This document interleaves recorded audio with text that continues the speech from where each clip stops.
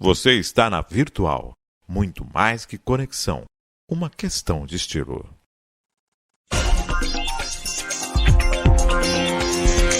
Virtual News.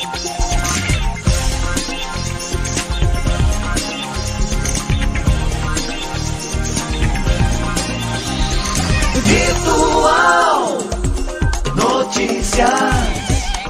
Traz a informação.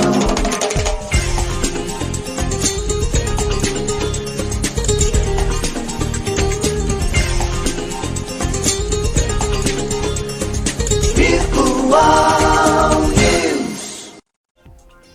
9h mais 35 minutos. Um bom dia para você que se encontra conosco. Começa agora mais um Virtual News nesta sexta-feira, dia 18 de novembro de 2022. Um bom dia especial para você que está fazendo aniversário hoje.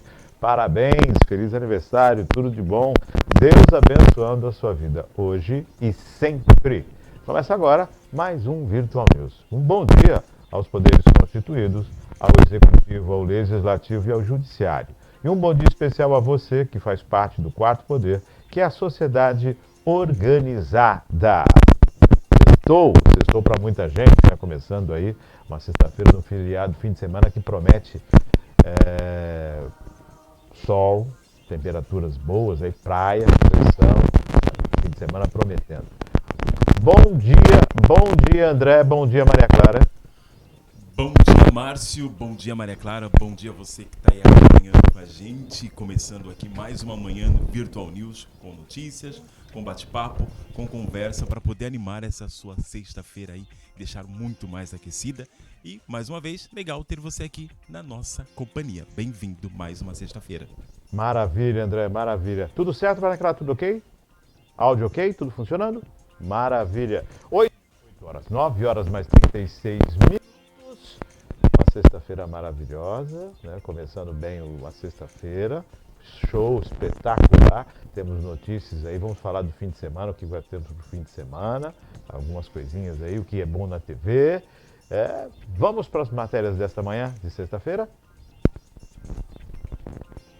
Principais notícias desse dia 18 de novembro de 2022.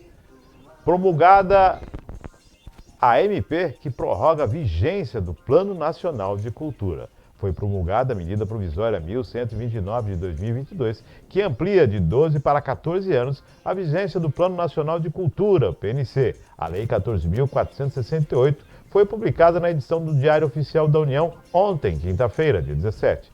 A PNC orienta o poder público na formulação de políticas culturais e seu prazo de vigência se encerraria em dezembro deste ano.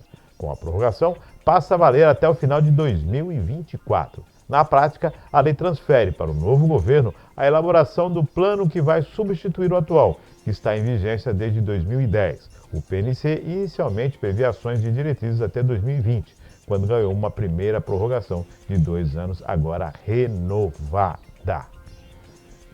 Bom, promulgada a lei, já nós estamos falando de um avanço bacana, né? Nós estamos falando de 2010, 2020, são 12 anos aí, e mais 2 anos para que se possa elaborar mais coisas. André, você como uma pessoa ligada à cultura, à arte. Eu acho que o Plano Nacional de Cultura, ele vem de encontro às necessidades desses agentes culturais e dessas pessoas que vivem e fazem cultura no nosso país. Eu acho que é um plano que está aí realmente para nos fortalecer. Eu acho que é interessante essa pauta da MP de poder realmente estender um pouco mais esse prazo, porque realmente a gente está num período que a gente não sabe como vão se dar as coisas nos próximos anos, com a mudança desse novo governo e quais as pautas que vão ser importantes para esse novo governo. Mas a partir do momento que a gente tem esse plano de cultura, que vale dizer, foi muito importante no período de pandemia para os artistas que ficaram ociosos naquele período, e saber que esse plano vai ser prolongado e que a gente vai poder ter esse respaldo aí para a gente continuar trabalhando com o que a gente mais gosta, com o que a gente mais sabe fazer e principalmente trazendo para o público brasileiro o que eles precisam para realmente passar esse dia a dia aí de turbulência, quando se tem muito mais leve, né, com a cultura. A arte para alegrar a vida, né? Sempre, Márcio, sempre. Eu sempre digo isso. A arte para alegrar. Eu dei bom dia, André. Eu dei bom dia, Maria Clara. Eu dei bom dia. Você deu bom dia. Aliás, para quem está aí acompanhando, a gente deve ter sentido falta de uma coisa, que são os aniversariantes do dia, sim. né? A gente sentiu falta, Márcio. Vai lá, você. Mas eu dei os parabéns para quem faz aniversário hoje no dia 18. Nossa, a gente vai ver isso depois. No dia 18. Tá, então foi eu que não dei os parabéns para quem tá fazendo aniversário no final de semana. Então vai meu beijo, meu abraço para todos que estão aí aniversariantes do dia 19 e 20 de novembro, sábado e domingo. Beijão, 20 de feliz aniversário. novembro, Dia da Consciência Negra. Vale ressaltar, Vamos sim. falar aqui dos eventos que tem na cidade, que pode ter contra a relação quanto à consciência negra. Vamos a mais uma matéria nesta manhã de sexta-feira. Meta anuncia a ferramenta de compras e pagamentos no Brasil. A Meta Holding do Facebook, Instagram e WhatsApp anunciou nesta quinta-feira que vai testar uma ferramenta de compras e pagamentos diretamente no WhatsApp Business no Brasil. Com o recurso, será possível acessar o catálogo de produtos e lojas que estão no WhatsApp, selecionar e pagar as mercadorias no app. Além disso, o WhatsApp também vai incluir uma aba de pesquisas no mensageiro, para que os usuários possam procurar por lojas e restaurantes que oferecem o serviço. A ferramenta foi anunciada por Mark Zuckerberg, presidente da Meta, em um anúncio feito durante o WhatsApp Business Summit, evento que aconteceu em São Paulo ontem. Inédita no Brasil, a função chega como um teste, após ter sido lançada na Índia no mês passado. O que me chama a atenção nós temos aí essa questão da Meta, né? Trazendo para o Brasil, observando essa questão do WhatsApp no Brasil. Quer dizer, de olho no mercado brasileiro? De olho no mercado brasileiro, nessa nova ordem que a gente está aí prestes a começar no cenário nacional. E vale lembrar, Márcio, que a Meta, né? Que a Meta é a empresa agora que administra o Facebook, e algumas outras empresas no mercado tecnológico acabaram perdendo bastante nessa semana e caíram, teve uma queda brusca na bolsa. E aí esse olhar para o Brasil e essa possibilidade de realmente eles verem um mercado promissor de vendas através do WhatsApp, realmente é a tecnologia, mais uma vez, dando o ar, chegando num ponto onde a gente jamais pôde imaginar que a tecnologia fosse chegar anos atrás, e tem muito mais por aí, né? Você imagina tudo é inovação. Questão, você imagina essa questão que envolve da facilidade, né? A pessoa que o WhatsApp se tornou um dos aplicativos mais usados. Eu acho que superou o Facebook em muito. Sim. A utilização do WhatsApp para tudo. Não, manda um WhatsApp, não, fala comigo no WhatsApp, não, passa um WhatsApp. Quer dizer, virou um veio de comunicação e derrubou a telefonia. Isso que eu ia falar agora, exatamente. Derrubou a telefonia. Agora você tem, dentro de um mesmo aplicativo, a possibilidade de acessar produtos e serviços. Então, assim, ou o pessoal vai migrar para lá também, ou nós vamos ter uma competitividade aí. Vamos falar assim, vamos usar claramente. Você pensa em comida, você fala em iFood. Agora, se você vai pensar em comida, você pode buscar no WhatsApp. Então, o impacto nisso é muito grande. E há um público enorme aí, é muita coisa interessante envolvida. E a gente vai se adaptando a essas novidades, né, Márcio? O ser humano, principalmente brasileiro, ele gosta de novidade, é atraído por tudo que vem de fora e é um mercado que realmente está muito ligado na tecnologia. O brasileiro, na verdade, está muito ligado na tecnologia e nós somos povos que realmente nós consumimos pela praticidade que a tecnologia nos traz. E é esperar para ver o que vai acontecer e aproveitar bastante. Eu nem sabia desse evento em São Paulo, hein? Eu vi o evento na semana, acho que até terminou. Terminou ontem, acho né? que terminou, teve o evento no final de semana e aí... E ele teve aí o Zuckerman? Não, eu não sei se ele teve. Ele anunciou, de acordo com a matéria, ele anunciou. Eu não sei se ele teve presencialmente, eu não soube desse fato, para mim é novidade, mas é um evento que realmente, para quem gosta de tecnologia, precisa estar nesses eventos. Para você que não entende a tecnologia, eu costumo dizer, Márcio, que precisa entender a necessidade que é estar atento a esse novo cenário. Tecnologia está tomando conta do mercado. O WhatsApp abrindo aí muito, né? Sim, muito. Sim. Vamos a mais uma matéria nesta manhã de sexta-feira. O FMG abre cadastro para testes clínicos. A Universidade Federal de Minas Gerais abriu um cadastro para quem deseja participar como voluntário das fases 1 e 2 dos testes clínicos da sua vacina contra o Covid-19. Um formulário online foi disponibilizado nesta sexta-feira aos interessados. A expectativa é que o imunizante esteja disponível para aplicação na população a partir de 2025. Ele está sendo desenvolvido no Centro de Tecnologia de Vacinas, um centro de biotecnologia instalado no Parque Tecnológico de Belo Horizonte, o PTEC, BHTEC. É resultado de uma parceria entre a UFMG e o Instituto René Ranchot, unidade regional da Fundação Oswaldo Cruz, instituição que certifica vinculada ao Ministério da Saúde.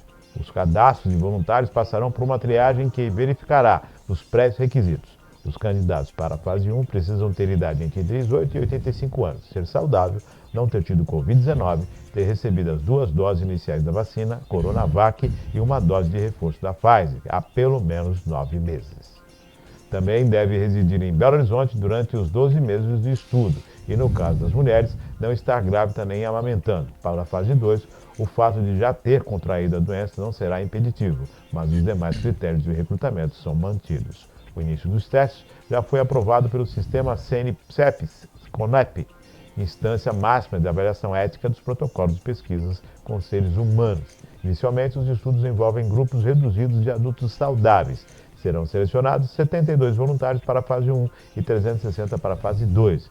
Se os resultados forem satisfatórios, a fase 3 será realizada para avaliar a eficácia com 4.000 a 5.000 participantes. Os testes pré-clínicos com animais, os resultados têm se mostrado promissores. Quando inoculado em camundongos, foi observado uma resposta adequada. A formulação induziu 100% de proteção. Também foram realizados ensaios de tolerabilidade e imunogenicidade em primatas não humanos. Esses experimentos buscam detectar possíveis efeitos colaterais e confirmar a geração de anticorpos. Aí, ó. Já tivemos aqui o Butantan, agora o pessoal lá em Minas Gerais. No momento que a gente está realmente vendo essa doença, né, a Covid-19 aí reaparecendo. Na verdade, nós não estávamos totalmente libertos desse cenário e a gente está vendo realmente as coisas tomarem outra proporção e ver esses estudos assim evoluindo em prol de uma vacina que vá de contra toda essa situação que a gente está passando é muito bem-vindo. A gente cruza os dedos para que dê certo, a gente espera que seja rápido e eu quero deixar bem claro que assim, eu espero em Deus que essa fase que a gente venha a passar ou que esteja começando, né, Márcio, da Covid-19, a gente consiga realmente passar sem muito estrago. Que ela seja, que tenhamos toda essa condição técnica, né? Exatamente. Para passar por isso sem o impacto de bloqueios, fique em casa, nada disso. Né? As tantas intervenções que foram necessárias naquele período, né? E é claro que, apesar de nós termos aí alguns imunizantes que estão funcionando, que funcionaram e realmente trazem resultados, esse cenário está aumentando muito rápido, as pessoas estão se contaminando muito rápido, as pessoas estão buscando médico muito rápido. Alguns lugares no estado no Brasil já voltam a pedir o uso de máscara em lugares fechados. Mas é isso, a gente vê que existem pessoas que continuam trabalhando, continuam trazendo novidades para que a gente possa realmente passar por cima de todos esses problemas com inteligência, sem negacionismo e acreditando que a gente vai conseguir realmente passar mais essa maré sem precisar, mais uma vez, de tantas intervenções. Maravilha. Bom, vamos aguardar aí, de repente, são os testes feitos aí, mas uma produção, né? Um local, uma unidade de produção de uma vacina contra a Covid. Vamos lá, próxima matéria.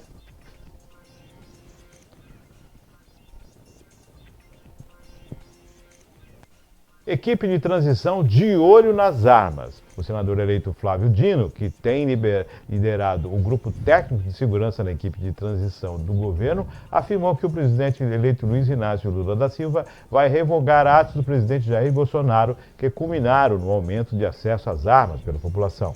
O plano da gestão petista é que as medidas a serem adotadas pelo futuro governo afetem até mesmo quem já comprou armas na gestão Bolsonaro. O alvo principal são as armas de grosso calibre que tenham sido adquiridas a partir da liberação prevista em decretos editados pelo atual presidente. questionados sobre o assunto, ao chegar no Centro Cultural Banco do Brasil, onde o governo de transição tem se concentrado em Brasília, Dino disse que o objetivo é fazer valer o que já está previsto no Estatuto de Desarmamento em 2003. Polêmico, nevrálgico, delicado e com muita sede ao pote. Aí é uma briga de narrativas, né, Márcio? Dá a impressão de que é um governo querendo tirar toda a credibilidade do que estava aí, do que ainda está aí, né?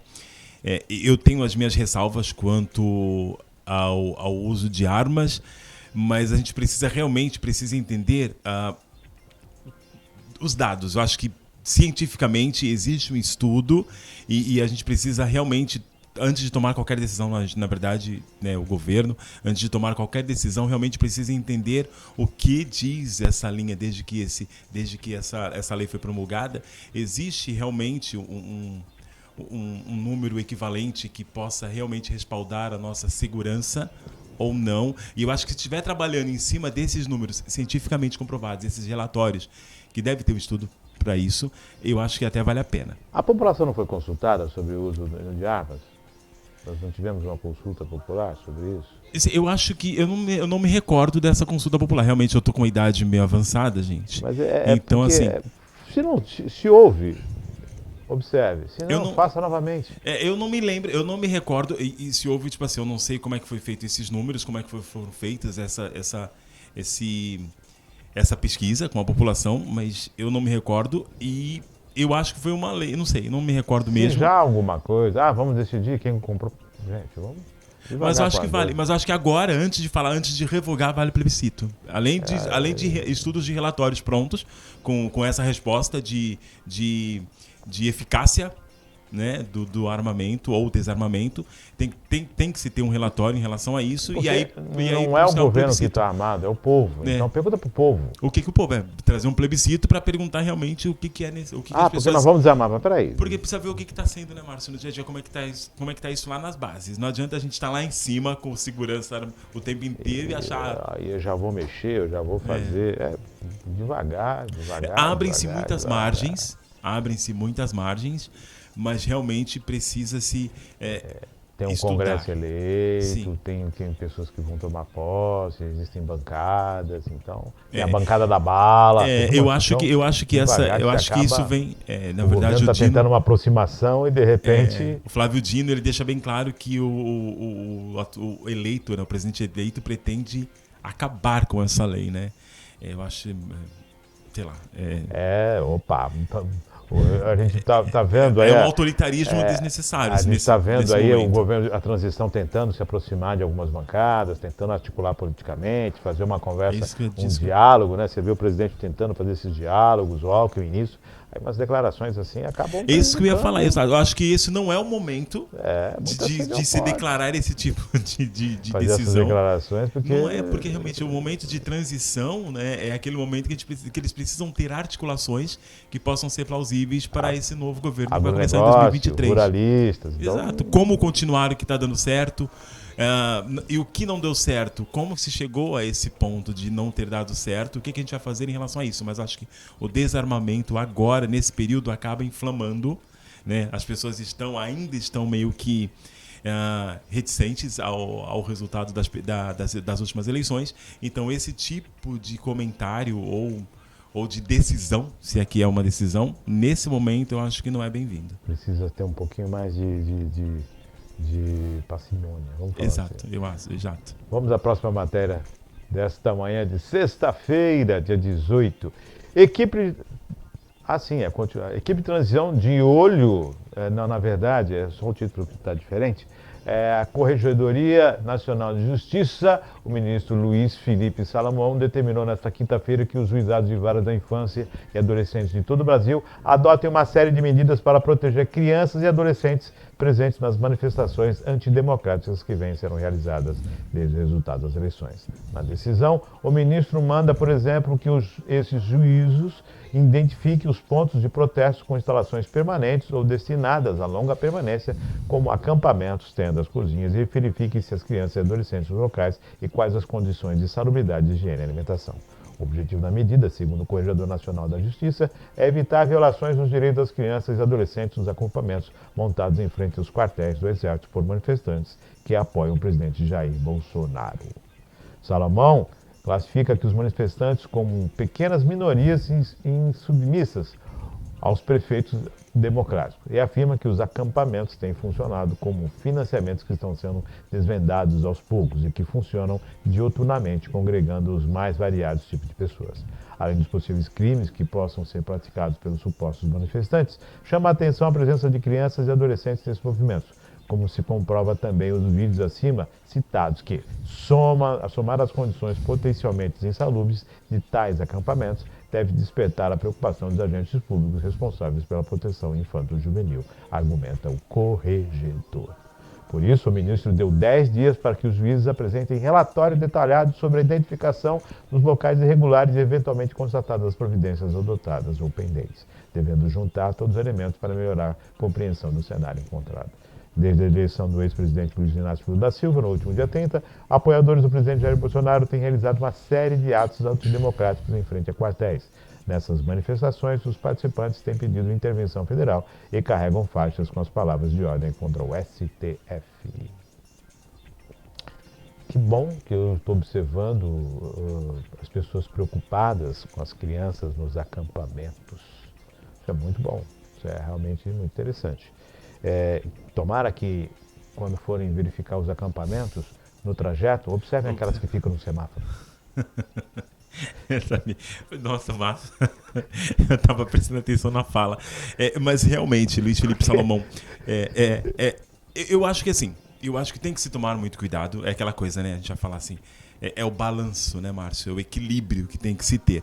É óbvio que os pais estão levando essas crianças para esses lugares, eles têm o cuidado, tipo assim, eu acho que não é, eu acho que é insalubre, eu acho que é puxado. Eu acho que todos os pais que estão ali são coerentes com o que eles estão fazendo e eles têm noção do que o filho pode ou não pode. Eu, particularmente, minha visão pessoal, eu acho que não é um lugar adequado por lance de manifestações, sabe aquela coisa, né? Inflama-se a situações muito piores do que aquela. E uma coisa que me chamou a atenção nessa matéria é atos antidemocráticos. Eu acho meio pesado, assim, não são atos antidemocráticos. Na verdade, eu até achei que foi quando realmente fecharam rodovias, quando realmente proibiram pessoas de ir e vir. Mas eu acho que esse ato, acho que do jeito que está, eles estão reivindicando uma coisa que eles acham certo. Eu não acho que seja antidemocrático. Eu não acho que seja um motivo de procura do ministro a ponto de ir fazendo essas buscas para ver se existem crianças em situações insalubres, sendo que a gente tem muitas crianças que estão aí na rua. Eu acho que é incoerente com a nossa realidade esse tipo de preocupação. É bem-vinda? Sim, mas vamos pensar no macro, né, nesse caso. Já que a gente vai buscar um relatório em relação a essas crianças que estão ali nesses acampamentos com os pais.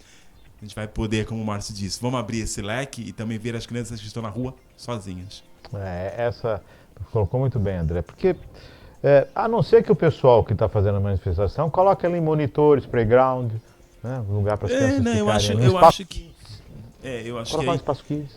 Eu acho que começa realmente a buscar-se pelo em ovo. Exatamente. Começa a buscar situações por algum motivo, né? Eles querem ter eles querem ter alguma coisa para poder rebater tudo isso. Que de repente está ultrapassando a linha que se torna a perseguição. Há de se ter muito cuidado com isso. Muito tênue. Você está observando a questão da criança? Maravilha. Mas por que só dessa criança nesse momento? Eu acho que, na verdade, quando você tem a preocupação, realmente, como eu digo, a preocupação do fato daquela criança estar ali e estar correndo perigo, se essa manifestação ficar muito mais acalorada em intervenções militares ou, de repente, briga entre a oposição e base, aí é diferente, mas não na verdade eu não tenho visto eu não tenho acompanhado, mas eu não tenho visto nada nas matérias que eu costumo ler sobre algum tipo de manifestação nesse momento que seja mais acalorada ou com brigas ou com intervenções militares. Eu não tenho visto nada disso. Eu só acho que essas pessoas estão ali acampadas realmente reivindicando um direito que elas acham delas de direito de rever todo esse sistema. Eu acho que realmente não tem necessidade de tanta tempestade. Eu acho que é uma tempestade, a não ser que você faça todo esse aporte de tirar as pessoas que estão trabalhando nos setores para ir lá fazer um relatório de tudo isso, buscar, e aí venha abrindo esse leque para tudo que está em volta. 10 dias. Né? 10 dias. É. Vamos acompanhar mais uma matéria nesta manhã de sexta-feira. A Procuradoria-Geral da República opinou pela rejeição de pedidos de investigação e afastamento do diretor-geral da Polícia Rodoviária Federal.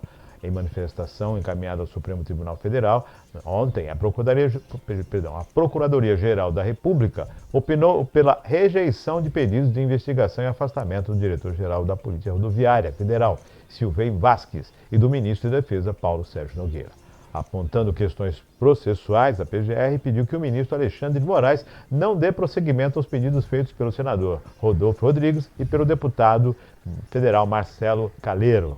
No documento, a vice-procuradora-geral da República, Lindora Araújo, disse que há pedidos feitos pelos parlamentares não tinham conexão com o inquérito no qual foram apresentados, o que apura a existência de uma milícia digital. Segundo a vice-PGR, o tempo vem evidenciando que, sob a motivação da apuração de ataques contra a democracia e o Estado de Direito, determinadas investigações têm angariado objeto amplo e periodicamente modulado para alcançar fatos e pessoas distintas, em pontos de investigação separados por apensos e novos procedimentos investigatórios criminais, sem revelação de conexão ou contingência.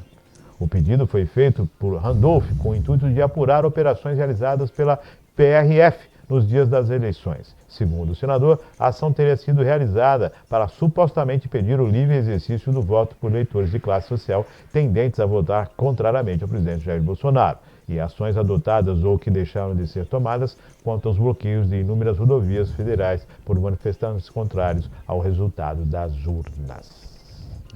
No caso de Calero, a motivação para o pedido contra Nogueira compreendeu a fiscalização do sistema eletrônico de votação feita pelo Ministério da Defesa, precisamente por equipes técnicas das Forças Armadas. Vasque é alvo de um outro pedido de afastamento feito pelo Ministério Público Federal. O requerimento foi feito em uma ação de improbidade administrativa protocolada pela Justiça Federal no Rio de Janeiro. Aquela questão que estamos falando da Polícia Federal, da Polícia Rodoviária Federal, foi, acho que, em alguns ônibus que foram barrados, bloqueados, que as pessoas estavam se dirigindo para votar, né? Eu não sei qual é o entendimento nisso, mas eu sempre ouvi dizer que você não pode dar nenhum tipo de transporte, favorecimento às eleições, né? Então, se as pessoas estão indo votar, tem que ser com meios próprios. Aí me fica a questão, a Polícia Rodoviária não poderia parar, mas se realmente estavam indo votar, quem estava fornecendo o transporte? É uma outra situação, ela está errado um ponto e observar outro, porque a gente sempre ouviu falar que você não pode transportar eleitor, não pode dar benefício para o eleitor, não se pode dar camiseta, a lei é bem clara nisso, né? Você não pode dar nenhum favorecimento que possa dizer que você está tendo a objetividade de conquistar com isso o voto. Então, como entender isso? Márcio, eu acho que nesse caso, eu nem sei, vale dizer também que existe a possibilidade da cidade, eles foram votar, acho que era intermunicipal, né, na verdade, estavam saindo de uma cidade para outra para fazer essas votações. É muito complexo, é um assunto que realmente precisa ser estudado. A prefeitura forneceu o transporte? Não, porque na verdade, né, quando a gente fala assim, algumas prefeituras tinham a possibilidade de deixar a passagem livre. E aí eu não sei como é que funciona isso de intermunicipalidades, né? Na verdade, eu acho que tudo tem que se estudar. Existem 2 pontos aí. O primeiro é que existiam pessoas que queriam votar, a gente não sabe se era vontade própria ou se elas foram induzidas e conduzidas, que é o que você está dizendo, que é contra a lei. Eu não posso pegar um ônibus e falar, vem aqui 20 pessoas e vai lá no colégio votar. Eu não posso, porque eu estou fazendo o quê? O ônibus é meu, o que eu estou ganhando com isso? Eu não posso, eu estou fazendo uma campanha para o meu partido ou para o meu candidato. E por outro lado, a gente esbarra realmente naquela coisa que a gente vem agora, acabou de falar, sobre as manifestações, que é o direito de ir e vir. A gente precisa, então, por isso que eu falo, precisa ser, porque assim, não adianta, tipo assim, você está barrando o ônibus porque você quer podar a liberdade dessa pessoa dela ir até lá votar ou porque tem algum motivo para isso. Então, está transportando eleitores para votar. Então é muito simples, basta, que nem você falou, basta buscar a origem desse ônibus, por que esse ônibus estava indo, quem está bancando, quem são essas pessoas, e aí... Os benfeitores, quem são os benfeitores? Entendeu? Exatamente, na verdade é bancar. Por que vocês estão vindo com esse ônibus? É um ônibus que a prefeitura está mandando, independente disso, é uma empresa, seria uma passagem que a empresa... Porque assim... Né? Não sei como é que funciona nesse caso de intermunicipalidades. Por exemplo, assim, eu tenho pessoas aqui que votam em São Paulo. De repente, a Breda vai dar ônibus de graça para as pessoas irem votar em São Paulo no dia das eleições. Entende? Porque isso é uma questão prefeitura, olha, é uma questão municipal. Não é uma questão justiça. privada. Porque a gente sabe que nos rincões do Brasil, na Amazônia, lugar onde as urnas chegam de barco. Exato. O exército leva as urnas. Leva as urnas até a pessoa. Entendeu? Então, assim, eu acho que existem casos e casos. Nesse caso, eu acho que não é tão complexo assim, a partir do momento que você vai lá buscar essas referências e saber de onde vem esse ônibus, quem são aquelas pessoas, e aí você vai ver se realmente é um ônibus para todos? Depende assim, a PF, ela parou aquele ônibus porque estava irregular, a PF parou aquele ônibus porque... Eu nem sei se a PF tem direitos sobre bloquear em questão aí votar ou não. Bom, se está na rodovia, sim, ninguém pode ser preso e ninguém pode deixar de votar. Ninguém pode, exatamente. É essenciar o direito de ir e vir, a gente cai em dois pontos. Então, anota aí, pega... Tá, eles não podem cercear o direito de ir e vir, mas eles também não podem ser financiados por um poder que tenham vantagem sobre isso. Enfim. Então é bem... Não a gente está numa linha meio complexa, mas é fácil. Não é só parou o ônibus. Errado, se deixou, não permitiu votar. Agora... Por quê? Um ônibus? Eu acho que as respostas estão aí, né? São fatos, né? Vamos aguardar, mas a PGR não viu... Exato. Sugeriu, então vamos ver, vida que segue, vamos ver onde é que isso vai acabar. Bom, eu acho que não vai, que vai acabar em pizza. Eu acho que não vai acabar, eu acho que já realmente não vai. Já colocaram o molho. Exatamente, já não tem por que seguir em frente, então acho que isso vai parar por aí. Vamos a mais uma matéria nesta manhã? Geraldo Alckmin fala sobre a saída de Guido Mantega da equipe de transição. O vice-presidente eleito, Geraldo Alckmin, disse ontem que a saída de Guido Mantega, ex-ministro da Fazenda, da equipe de transição do governo Luiz Inácio Lula da Silva, foi uma coisa injusta, porque ele seria voluntário. Ele atuaria no grupo do presidente eleito que trata do planejamento e orçamento. Eu liguei para agradecer ao ministro Guido Mantega. Eu acho uma coisa injusta, porque ele seria um colaborador voluntário. Não iria ganhar nada. Trabalho voluntário, não seria nomeado para nenhum cargo. Mas ele se antecipou e pediu para ser excluído. Mas a rigor é uma coisa injusta, não está sendo nomeado para cargo nenhum. Em uma carta enviada a Alckmin, Mantega agradeceu o convite e justificou que a motivação foi adversários interessados em tumultuar a transição e criar dificuldades para o novo governo. Mantega está inabilitado pelo Tribunal de Contas da União a exercer cargo em comissão ou função de confiança na administração pública federal por punição envolvendo o caso das pedaladas fiscais. Por isso, ele não seria nomeado para nenhum cargo e iria trabalhar na transição de forma voluntária. Impedimento legal. Sabe? Chama o VAR. Está impedido.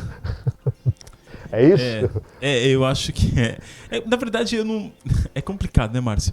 É um governo de transição. Mas, assim, eu acho que o Ministério pode fazer isso nesse caso? Não, acho que não chegaram nem a agir. Na verdade, seria... Com o tumulto, com a percepção, falou, opa... Ele não pode. É melhor não seguir, evita.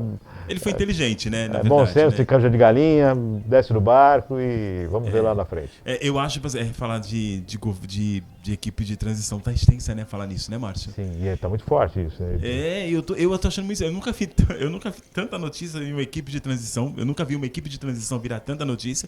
E principalmente, eu nunca vi uma equipe de transição tão grande. Eu fiquei impressionado com o número de pessoas. Mas, enfim, em relação ao Mantega, eu acho que ele foi inteligente, né? Ele sabia que se ele estivesse ali, porque a gente tem que perceber o seguinte: as pessoas que estão fazendo parte dessa equipe de transição, muitas delas vão acabar com cargos dentro do governo. Já é um teste ali, já é um uma teste. prévia. Provavelmente eles vão acabar sendo colocados em alguma cadeira ali dentro, e aí provavelmente o Ministério, né, já sabendo disso, que realmente é o caminho mais certo, e aí sabendo disso já deixou bem claro que ele estaria proibido até de fazer parte da equipe, e ele, muito mais esperto perto ainda, já chegou e falou assim, eu não agradeço o convite, mas estou fora. Antes de ser expulso, vou pedir para sair. Antes de ser expulso, eu vou pedir para sair, né? Porque assim, eu acho que é o mais certo mesmo, na verdade. Senão já seria um desgaste também. Vai ser um agora, desgaste né? para o governo, para a comissão e até mesmo para ele, né? Vamos a mais uma matéria nesta manhã. Encerramos? Que maravilha, estamos chegando no finalzinho já, foi rápido. Acelerei para falar porque por causa do horário. Hoje também. nós temos o café da manhã, o café de negócios na SIC, na Associação Comercial de Cubatão. Hoje já teve início às 8h30 da manhã, o café da manhã, retorna o café da manhã Que na interessante. SIC, de negócios na Associação Comercial, na sede da SIC. Você Então, vê, acabamos parabéns com as aí. notícias e já começamos com a programação do final de semana. A Célia está aí, parabéns para a nova diretoria, que já assumiu já tem algum tempo e já retomou essa questão do Natal. Show, maravilha, parabéns. Perfeito. Consciência Negra, não temos nada, né? Não tem Muito sessão triste, meu solene, amigo, é muito triste. Eu não estou vendo movimentação e acontece dia 20, é o dia da Consciência Negra. Nossa solidariedade a todo o movimento, a toda esse equilíbrio social que deve acontecer e que é um dia de consciência, que realmente que todos tenham consciência disso. Alguns eventos pontuais, provavelmente alguns eventos pontuais vão estar acontecendo na cidade em prol dessa data, mas realmente a gente não vê nada do poder público que realmente possa trazer a consciência para a nossa comunidade. É uma pena. Eu estive participando ontem de um debate na Câmara Municipal de Santos que eu achei muito interessante e realmente a gente traz à tona essa necessidade de seguir exemplos que estão dando certos na região.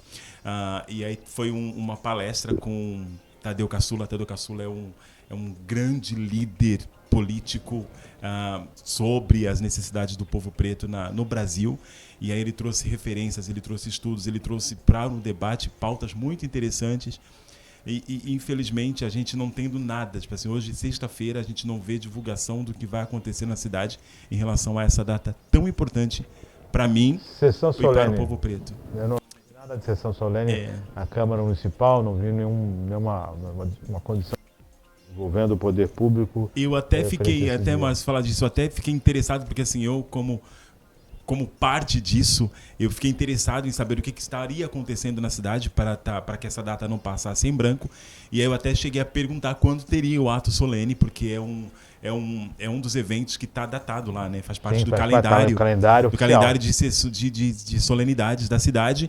E aí a resposta que eu tive é que a data não foi provocada. Aí eu falei assim, peraí, mas se está no calendário, não precisa ser provocada por alguém? Mas enfim, eu não entrei nesses questionamentos porque não me cabia naquele momento, mas eu acho que vale muito pra gente que tá vendo agora esse programa, que é a favor com que essa data realmente possa trazer informações, possa trazer a consciência negra para o nosso público, para que a gente realmente não possa passar em branco. Eu vou dar crédito e entender que de repente vai ser feito na próxima semana ou daqui a 2 semanas. O momento atual não comportou, mas que vai ser feito ainda antes do final de novembro, né? Não precisa ser nessa data, na verdade, vamos dar esse crédito e aguardar, porque é um momento de homenagem, é um momento de reconhecimento, é um momento pontual, é um momento de marcar com firmeza o avanço e principalmente dentro das políticas públicas, né? E a Casa Legislativa que não exalta um momento como esse,